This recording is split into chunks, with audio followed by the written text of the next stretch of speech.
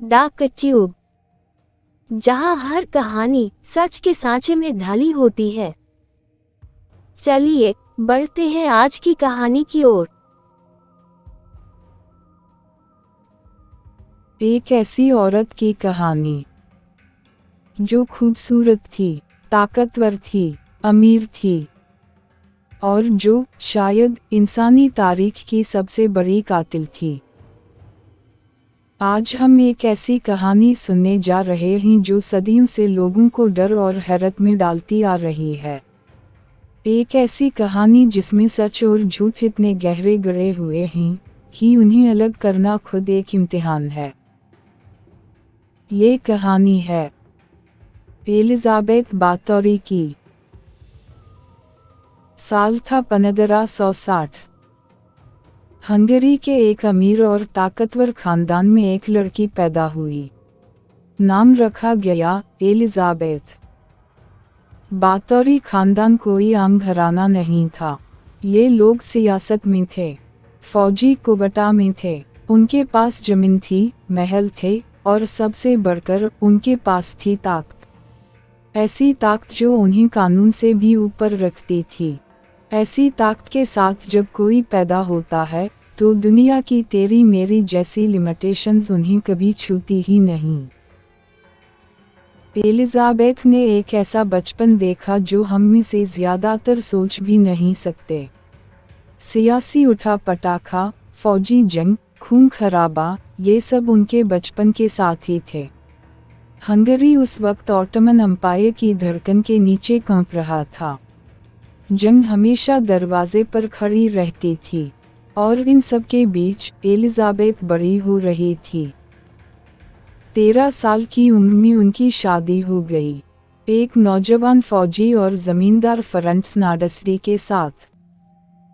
फरंट्स, जो बाद में मशहूर हुआ ब्लैक नाइट ऑफ हंगरी के नाम से, एक जज़ाबाती जंगजू था।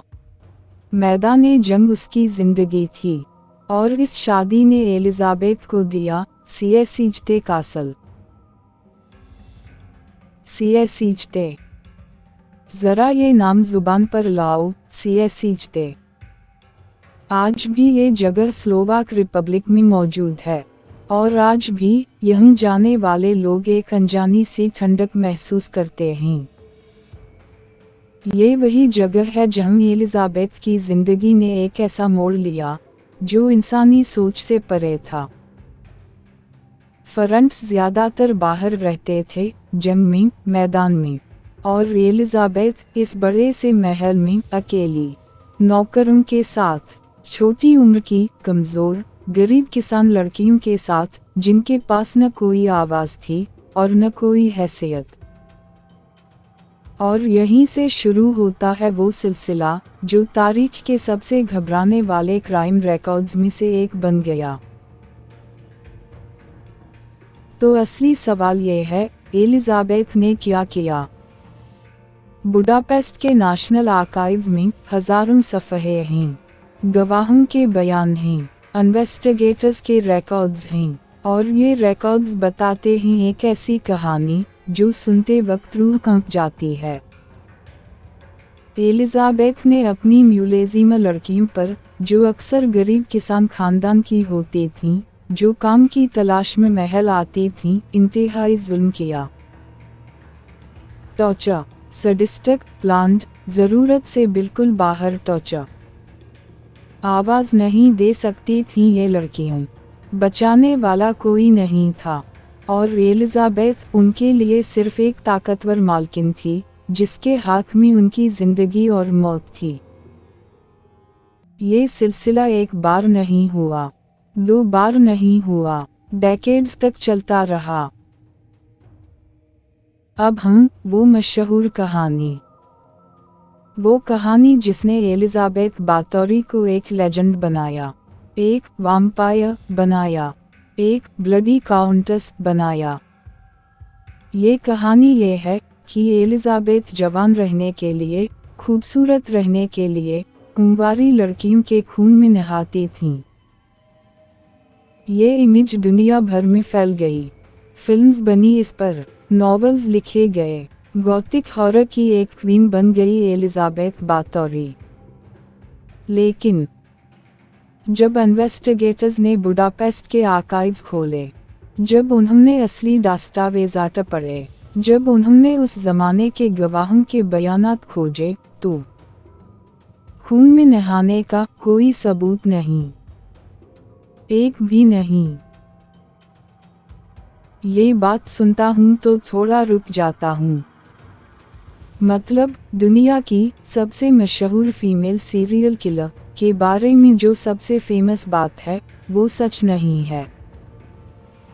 ये एक अजीब ट्विस्ट है, लेकिन यही सच के करीब है। हिस्टोरिकल रिसर्चर्स का कहना है कि ये ब्लड बाथिंग वाली नारेटिव 18वीं और 19वीं सदी की गॉथिक फिक्शन की पैदाइश है। किसी ने एक सेंसेशनल स्टोरी बनाई, किसी ने और उसे रामगिना किया, और देखते देखते ये सच बन गई लोगों की नज़र में। लेकिन असली क्राइम्स जो एक्चुअली हुए वो भी कम घबराने वाले नहीं हैं, बल्कि एक तरह से ज़्यादा ट्रबलिंग हैं। क्यों? इसलिए कि वो पूरे फैंटेसी नहीं हैं, वो रियल हैं, डॉक्यूमेंटेड हैं, और वो खून में नहाने से कहीं ज़्यादा कॉम्प्लेक्स और डिस्टर्बिंग साइकोलॉजी की तरफ इशारा करते हैं। एक्सपर्ट्स का मानना है कि एलिजाबेथ के क्राइम्स का कॉज था सेक्सुअल सैडिज्म और पावर, तबाही की ताकत। एक इंसान के पास एक दूसरे इंसान की जिंदगी और मौत का इख्तियार होना, और इस इख्तियार का सही मायने में इंसानियत से खाली हो जाना। ये उस वक्त ज़्यादा पॉसिबल था, और ये बात हम सबको सोचनी चाहिए। उस ज़माने में एक गरीब किसान की बेटी का कोई मोल नहीं था।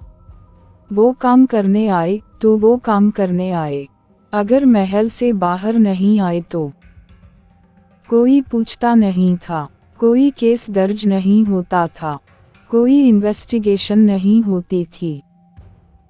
ताकत का ये फ़र्क इसने एलिजाबेथ को डेकेड्स तक मौका दिया। देखा जाए तो रियल हॉरर इसमें है। साल था 1604। फ्रांस नाडसरी की मौत हो गई। अब एलिजाबेथ ट्रूली अकेली थी। अब कोई मर्द नहीं था घर में, अब कोई अपर अथॉरिटी नहीं थी। और कुछ लोग कहते हैं फ्रांस की मौत के बाद एलिजाबेथ के क्राइम्स में और इजाफा हुआ। वो और ज़्यादा लड़कियां लाने लगी, और अब सिर्फ किसान खानदान की नहीं, थोड़ा ऊपर के खानदान की भी, माइनर नोबिलिटी की भी। और यही उनकी सबसे बड़ी गलती साबित हुई। जब तक सिर्फ गरीब लड़कियां गायब होती थीं, कोई नहीं बोला। जब ज़रा बेहतर खानदान की लड़कियां महल में गईं और वापस नहीं आईं, लोगों ने बोलना शुरू कर दिया। 1610 हंगरी के बादशाह मैटियस के कानून तक बात पहुंची। अब कुछ करना पड़ेगा। कानून हरकत में आया, लेकिन ये भी एक तरह की सियासी चेस की बाजी थी। एलिजाबेथ एक अमीर औरत थी, बाथोरी खानदान ताकतवर था, और बाथोरी खानदान का पैसा और जमीन बादशाह के काम आ सकती थी।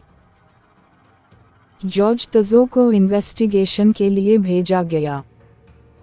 तजो एक आदमी था जिसके पास दोनों चीज़ें थीं, अथॉरिटी और समझ। वो जानता था कि इस केस को सिर्फ इंसाफ के लिए हैंडल नहीं करना है, इस केस को पॉलिटिकली भी हैंडल करना है। दिसंबर 1610 में तजो ने सीएसीजते कासल पर रेड किया। अंदर क्या मिला?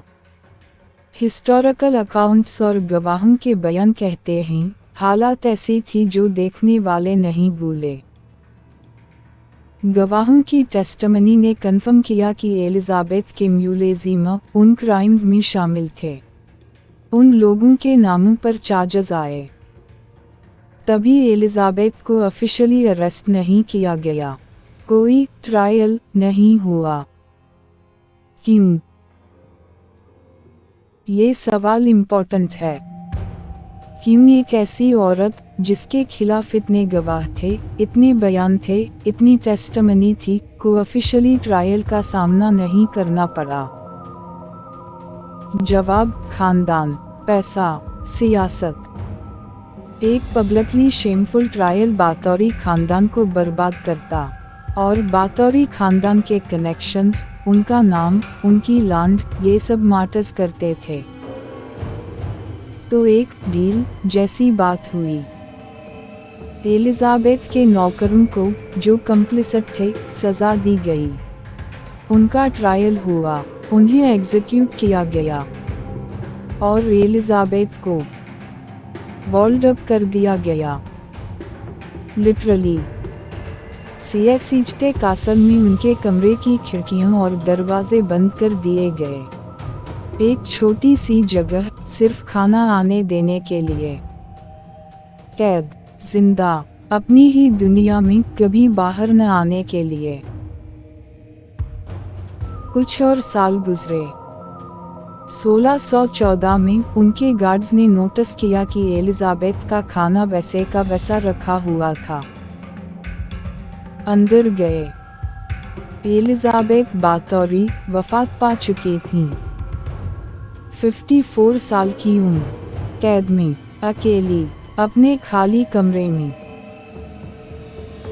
तारीख ने उन्हें याद रखा, लेकिन उस तरह नहीं जिस तरह शायद हकीकत चाहती। सदियों गुजारी, और एलिजाबेथ बातौरी की कहानी गॉथिक हॉरर की दुनिया में दाखिल हो गई, और यहाँ वो बदल गई। खून में नहाने की लेजेंड और ज़्यादा मशहूर हुई। वैम्पायर मिथ्स के साथ उनका नाम जुड़ा हो गया। फिल्म्स आईं, नॉवेल्स आए, एक के बाद एक ब्लडी काउंटेस रीइन्वेंशन होती रही। आज भी अगर आप एलिजाबेथ बातौरी का नाम गूगल करें, पहले जो रिजल्ट्स आएंगे वो ज़्यादातर हॉरर फिक्शन से इंस्पायर होंगे। लेकिन असली सवाल ये है, असल में हम एलिजाबेथ बातौरी के बारे में क्या जानते हैं? क्या हम कभी सच जानेंगे? शायद नहीं। इसलिए नहीं कि सच मिटा दिया गया, बल्कि इसलिए कि जो सच था वो इतना कॉम्प्लेक्स और पॉलिटिकली लोडेड था कि उस वक्त के लोगों ने भी उसे सही से रिकॉर्ड करना ज़रूरी नहीं समझा। गरीब लड़कियां जिन पर जुल्म हुआ, उनके नामों तक की कोई मुकम्मल लिस्ट नहीं बनी। कोई प्रॉपर रिकॉर्ड नहीं, कोई ग्रेवस्टोन नहीं। सिर्फ एलिजाबेथ का नाम जिंदा है, उनका नहीं। और शायद यही वो चीज़ है जिसके बारे में सोचना चाहिए। जब हम ये कहानी सुनाते हैं, जब हम एलिजाबेथ को most prolific female serial killer बोलते हैं, तो एक बार, सिर्फ एक बार, उन गुमनाम सेहरों को भी याद करो, जो नहीं जानते थे कि महल में काम मांगने जाना उनकी आखिरी बात होगी। उनके लिए एक लम्हा खामोशी। एलिजाबेथ बातौरी 1614 में अपनी कैद में फौता हुई, लेकिन उनकी कहानी आज भी जिंदा है। हर गॉथिक नॉवल में, हर हॉरर फिल्म में, हर उस जगह जहां एक ताकतवर औरत का डार्क लेजेंड बनाना था। सदियों ने उन्हें बदला, रामगिना किया, हॉरर की क्वीन बनाया। लेकिन तारीख के पेजेस में एक और सच दबा पड़ा है। वो सच एक बार जागना चाहिए। ये थी एलिजाबेथ बातौरी की कहानी। नहीं, ये थी उन सब की कहानी। उन सब की जिनके नामों को तारीख याद नहीं करती।